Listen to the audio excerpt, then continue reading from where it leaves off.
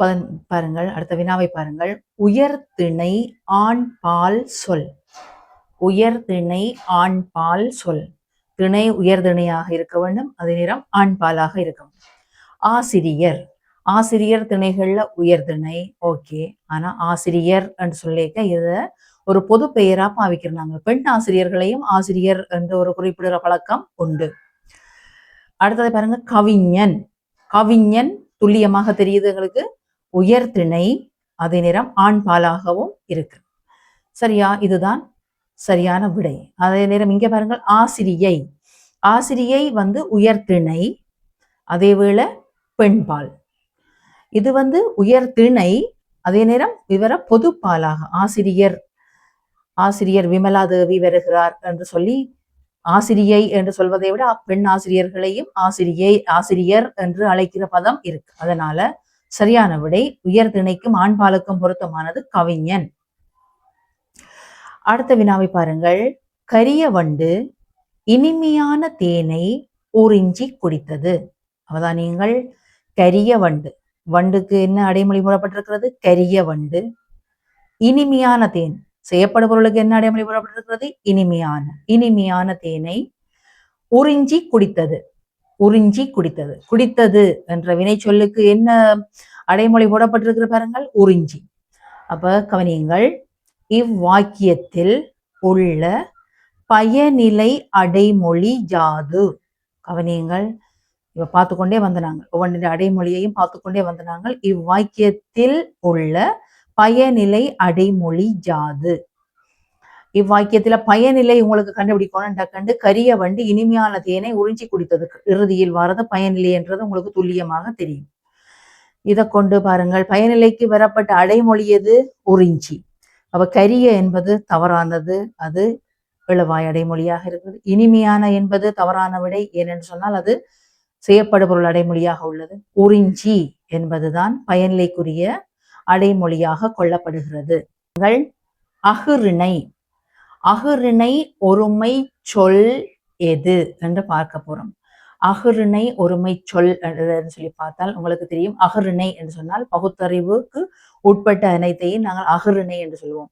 அப்ப அகுரிணை, சிங்கம் அகுரிணை. ஓகே, சிங்கம் அகுரிணை. அதே வேளை ஒருமை, ஒன்றே ஒன்றுதான் இருக்கு, ஒருமை சொல். சரியோ? அப்ப சிங்கம் அகரிணை ஆக இருக்கிறது, ஒருமை சொல்லாகவும் இருக்கிறது. இதுதான் சரியான விடைக்கான வாய்ப்பு. இருந்தாலும் மிகுதி விடைகளையும் பார்க்கலாம். பாருங்கள், வித்துக்கள். வித்துக்கள் எப்படி இருக்கு பாருங்கள். வித்துக்கள் அகரிணையாக இருந்தாலும் வித்துக்கள்ன்றது பன்மை சொல், ஒருமைக்குள்ள அடங்காது. இது தவறான விடை. மேசைகள். மேசைகளும் என்னவா இருக்கு? அகரிணைக்குள்ள இருந்தாலும் பன்மை சொல். மேசைகள் பன்மை. அப்ப இந்த வித்துக்களும் மேசைகளும் தவறான விடை. சிங்கம் சரியான விடை. அடுத்த வினாவை பாருங்கள். பெயராகவும் வினையாகவும் அமையாத சொல் எது? பெயராகவும் அமையல, வினையாகவும் அமையாத சொல். உங்களுக்கு பெயர் சொல்லாகவும் வினை சொல்லாகவும் சில சொற்கள் வாரது உங்களுக்கு தெரியும். உதாரணம் பாருங்கள், சொல்லித்தாரன். ஓடு. ஓடு என்று சொன்னால் என்ன? ஓடுறதையும் குறிக்கும், வீட்டுக்கு போடும் கூரியையும் குறிக்கும். அவதானியங்கள், அடை. முதலாவது விடைய பாப்போம். அடை. அடை என்று சொல்றது எங்களுக்கு பெயர் சொல்லாக வரும். அடை, அடைவாசி, அரை டம்ளர் தேநீர், அரை கோப்பை, அரை பகுதி என்று சொல்லி அது பெயர் சொல்லாகவும் வரும். அரைக்கிறது, அரை என்றது ஒரு வினை சொல்லாகவும் வரும். அரை, அரைக்கிறது. அப்ப இரு சொல்லுக்கும் வருது, பெயராகவும் வருது, அது நேரம் வினையாகவும் வருது. அப்ப இந்த விடை தவறானது. எங்களுக்கு பெயராகவும் வினையாகவும் சேர்த்து அமையாத சொல்லத்தான் கேட்கிறோம் கேள்வி. படி. படிக்கிறது என்ன? புத்தகம் படிக்கிறதையும் சொல்லுவோம். புத்தகம் படிக்கிறத படி என்று சொல்லுவோம். அதே போல நாங்கள் ஏறுற படிக்கற்கள், நாங்கள் படிக்கற்களால ஏறுவோம் எல்லாம், அந்த படியையும் படி என்று சொல்லுவோம். அப்ப அதனால பெயராகவும் வருது, வினையாகவும் வருது. அப்ப இதுவும் அமையாது. நனை. நனை என்று சொன்னா நனைகிறது, மழையில நனைகிறது, ஈரத்துல நனைந்தது. அப்ப இது வினை சொல்ல மட்டும்தான் இருக்கு ஒழிய பெயர் சொல்லாக அமையல. கேட்ட கேள்வி என்ன? பெயராகவும் வினையாகவும் அமையாத சொல்.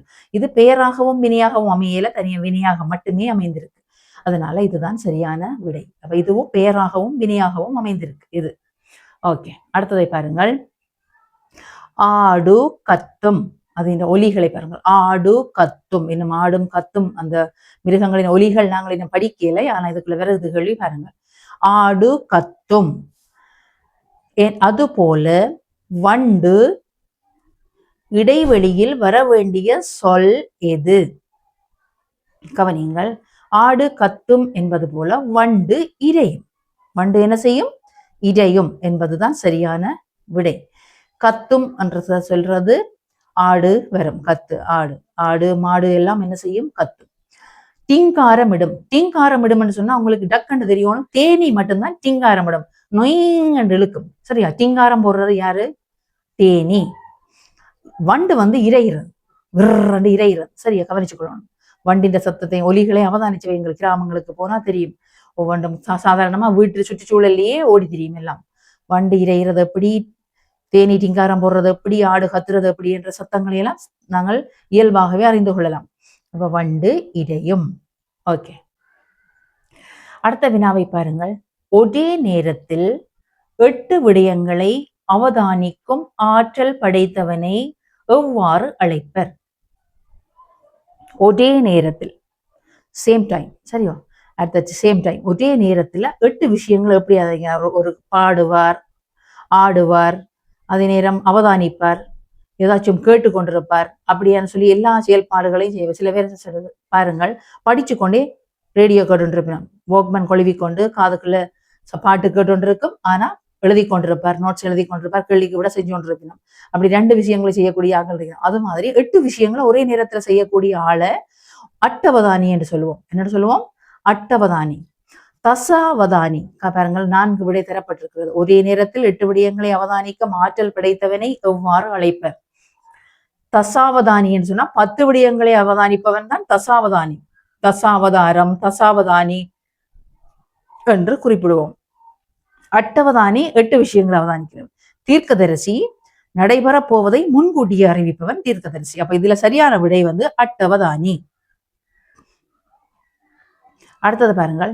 முனிவர்கள் வசிப்பதற்கு இலை தழை கொண்டு வேயப்படும் குடிசை. முனிவர்கள் உங்களுக்கு தெரியும், காட்டில முன்னிய காலங்கள்ல துறவிகள் எங்க வாழ்ந்தார்கள்? காடுகளில இலை தலையை கொண்டு வீடுகளை மேய்ஞ்சு அங்க தங்களுக்குள்ள இருந்து தவம் செய்து வாழ்ந்து கொண்டிருந்தார்கள். இப்ப முனிவர்களை நாங்கள் சிட்டியில தான் பார்க்கலாம்.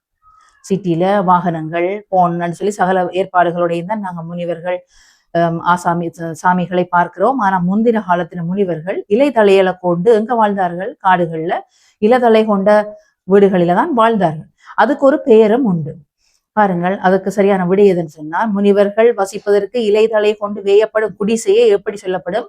வாசிக சாலை. வாசிக சாலை என்பது தவறான விடை. வாசிக சாலை எது?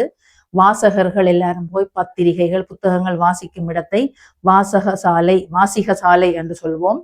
நூலகம் என்றும் சொல்வார்கள். மாளிகை.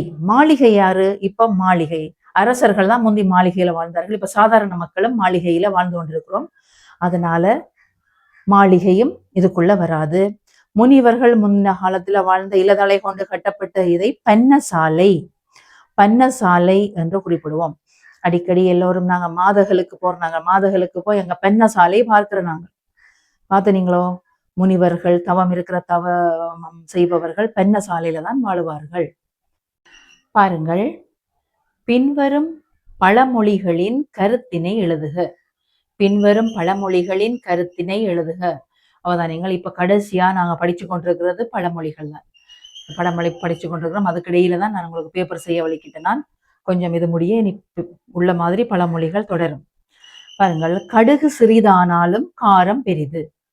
கடுகு சிறிதானாலும் காரம் பெரிது. இதனுடைய அர்த்தம் என்னன்னா, உருவத்தை கொண்டு ஒரு விஷயத்தையும் நாங்க மதிப்பிடக்கூடாது. அப்ப எழுத வேண்டிய விடை உருவத்தை கொண்டு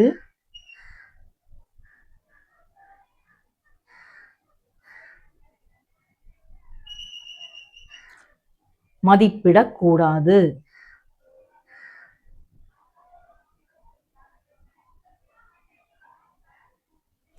அடுத்தது பாருங்கள், மின்னுவதெல்லாம் பொன்னல்ல. மின்னுவது எல்லாத்தையும் பார்த்து பவுன் யோசிக்க முடியுமா? நாங்கள் இல்லை. வெளித்தோற்றத்தை நம்பி ஏமாறக்கூடாது. வெளித்தோற்றத்தை நம்பி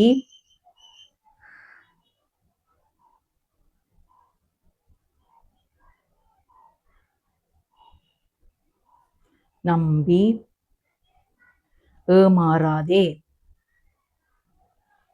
என்றுதான் இந்த பழமொழி விளங்கப்படுத்துது.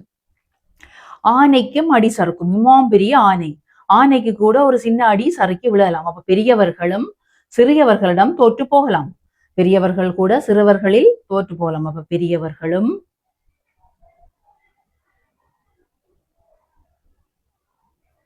சிறுவர்களிடம்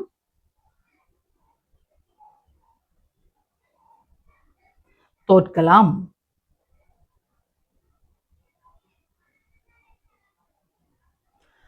நாலாவது பாருங்கள், பழக பழக பாலும் புளிக்கும். பழக பழக பாலும் புளிக்கும். ஒரு விஷயத்தை திருப்ப திருப்ப திருப்ப திருப்ப செய்ய அதன் மதிப்பு குறைந்து போய்விடும். மதிப்பு குறைந்து போய்விடும். மதிப்பு குறைகிற தன்மை.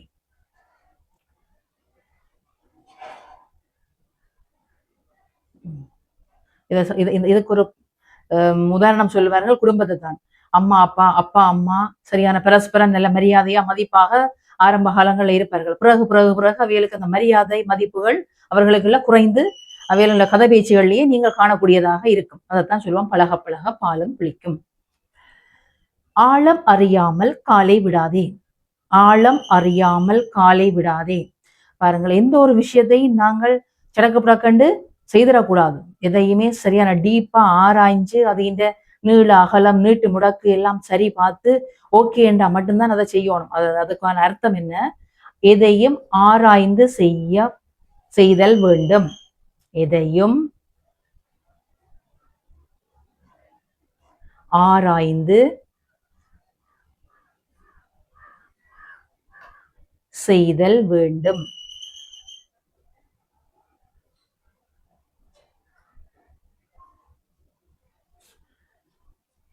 ஓகே, அடுத்த வினாவை பாருங்கள், அவதானியுங்கள். பின்வரும் கூற்றுக்கள் சரியாயின் சரி எனவும் பிழையாயின் பிழை எனவும் எழுதுக. அவதானியுங்கள், பின்வரும் கூற்றுக்கள், இதுல தரப்பட்ட கூற்றுக்கள் வாக்கியங்கள் சரியான் சொன்னால் சரி எனவும் பிழையாயின் பிழை எனவும் எழுதுக. சரி என்று ஸ்டிக் பண்ண போறோம், சரி என்றா சரி போட போறோம், பிழை என்ன அந்த விஷயம் பிழை என்று சொல்லி நாங்கள் அடிச்சு சொல்ல போறோம். பாருங்கள், முதலாவது வினா, பசு பால் தரும். ஓகே, இது ஒரு சரியான கூற்றத்தின் பட்டது. அது அனைத்து முன்னியாகும். சுதப்பி போட்டது. பாருங்கள், அனைத்து முன்னியாகும். பசு என்ன உண்ணி? தாவர உண்ணி. தனியா இலை தலை புல்களை மட்டும்தான் சாப்பிடும், மிகுதி எதையும் சாப்பிடாது. அப்ப இது தாவர உண்ணியே அனைத்து முன்னி என்று இந்த தகவலை தவறா தரப்பட்டிருக்கிறது. அப்ப இந்த கூற்று தவறானது என்று சொன்னா சடக்கண்டு நீங்கள் பிழை போட வேண்டும். அடுத்ததை பாருங்கள், அறம் பொருள் இன்பம் வீடு. அறம் பொருள் இன்பம் வீடு என்பன நாட்பொருளாகும். தவறான விடை. அறம் பொருள் இன்பம் வீடு என்பது பொருளார்த்தங்கள் என்று சொல்வோம். ஆனா இதுல நாட்பொருள் என்று தரப்படுது. அறம் என்பது பொருளுக்குள்ள வராது, இன்பம் பொருளுக்கு வராது, இது வராது. தவறான விடை. அப்ப இதை தவறண்டு நீங்க சடக்கண்டு போடணும். உங்களுக்கு தெரியணும், நாட்பொருளில நிலம் இருக்கு, நாட்குணம் இருக்கு, நாட்படை இருக்கு, பல விதம் இல்ல நாள் விஷயம், நாட்டிசை இருக்கு அப்படின்னு சொல்லி எல்லாம் இருக்கேக்குள்ள இது தவறானது. முதலாம் ஆண்டு நிறைவில் காகித விழா கொண்டாடப்படும். முதலாம் ஆண்டு நிறைவில் காகித விழா கொண்டாடப்படும். சரியான விடை. காகித விழா முதலாவது ஃபர்ஸ்ட் அனிவர்சரி, முதலாவது ஆண்டு நிறைவில் கொண்டாடுற விழாவை நாங்கள் சொல்லுவோம் காகித விழா. அதே நேரம் 100வது நூற்றாண்டு என்று சொல்லுவோம், 50வது பொன் விழா என்று சொல்லுவோம், 60 வைர விழா என்று சொல்லுவோம், 75 பவள விழா அப்படின்னு சொல்லி ஒரு சிலதுகளை பார்த்து வைங்க. அப்புறம் அடுத்தடுத்த இதுகள்ல வரும். மலையும் மலை சார்ந்த பிரதேசமும் குறிஞ்சி எனப்படும். சரியான விடை. மலையில தான் உங்களுக்கு டக்கு இலகுவா இதை எப்படி பிடிச்சு வைக்கணும், மலையில தான் குறிஞ்சி பூ பூக்கும். அப்ப மலையில 12 வருஷத்துக்கு குறிஞ்சி பூ பூக்குதுன்னு சொன்னா அது மலை சார்ந்த இடம்னு சொல்லி டக்குன்னு நீங்க தெரிஞ்சு வச்சு கொள்ள வேண்டும். முல்லை என்று சொன்னா முல்லை காட்டுல தான் வளரும். அப்ப காடும் காடு சார்ந்த இடத்தையும் முல்லை என்று சொல்லுவோம். அப்ப இந்த மைண்ட் செட்ல இதை வச்சுக்கொள்ளணும் இலகுவா. முகம் மலர்தல். முகம் மலர்தல் என்ற மரபு தொடருக்கு என்பது மலர்ச்சி அடைதல் என பொருளாகும். முகம் மலர்தல் என்று சொன்னால் மலர்ச்சி அடைதல் என்பது அர்த்தமாகும். சரியான விடை. சரி, யானை பிளிரும். யானை கத்துற சத்தத்தை என்னன்னு சொல்லுவோம்? பிளிரும் என்பது போல நரி கத்தும். நரி கத்துறதா? நரி ஊளையிடும். நரி ஊளையிடும். இந்த மிருகங்களின் ஒலிகள் இன்னும் நாங்கள் படிக்கல, இனி படிச்சு கொண்டு போவோம். இப்ப பேப்பர் செய்யறோம். நரி ஊளையிடும். அப்ப இது தவறான விடை. அப்ப தவறு, பிழை போடுங்க. ஓகே.